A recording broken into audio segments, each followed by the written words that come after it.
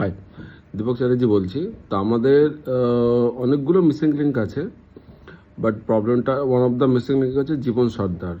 তো সেটাকে অনেক দিন ধরে খোঁজার চেষ্টা করছি, আমাকে অনেকেই হেল্প করছে, আমিও সার্চ করছি। 2002-এর যে এসআইআর লিস্টটা আছে সেখান থেকে চেষ্টা করছি খোঁজার।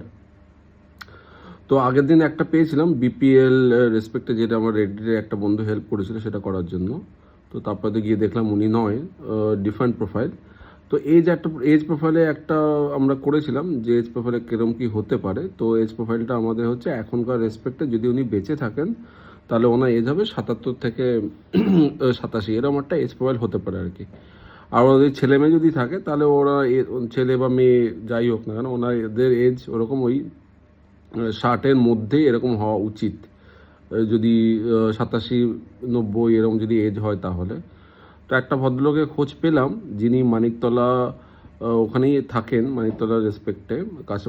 কারণ যেহেতু বিধাননগর বস্তিটা পুড়ে গেছিলো, তার যে খবর নিয়ে দেখলাম যে 3বার যেটা বলেছিল সেটা 3বার নয়, 2বার পুড়েছে দেখতে পাচ্ছি। একটা হচ্ছে ডেটটা দেখি, 24শে জানুয়ারি 2006 আর 12 জানুয়ারি 2010। মিস্টেরিয়াসলি দুটোই জানুয়ারিতে হয়েছে, বাট এই দুটো দেখতে পাচ্ছি চ্যাটজিপিটিতে দুটোই এরকম হয়েছে আর কি।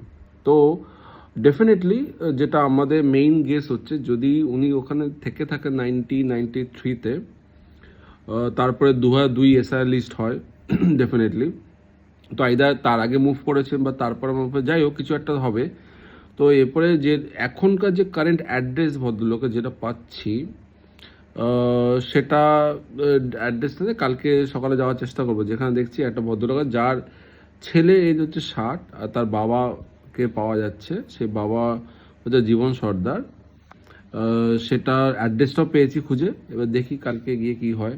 কালকে যদি কোনো ইনফরমেশন পাওয়া যায়, লাকিলি ওনার কাছে যদি ওল্ড জিডি থাকে বা কোনো ক্লু থাকে যে ওই সময় আমি কি বলেছিলাম। কারণ এখন যদি 60 হয় ভদ্রলোকের, তাহলে মোস্ট প্রবাবলি 1993 মানে 33 বছর আগে, তখন ওই ভদ্রলোকের বয়স হবে হয়তো 27 এরকম।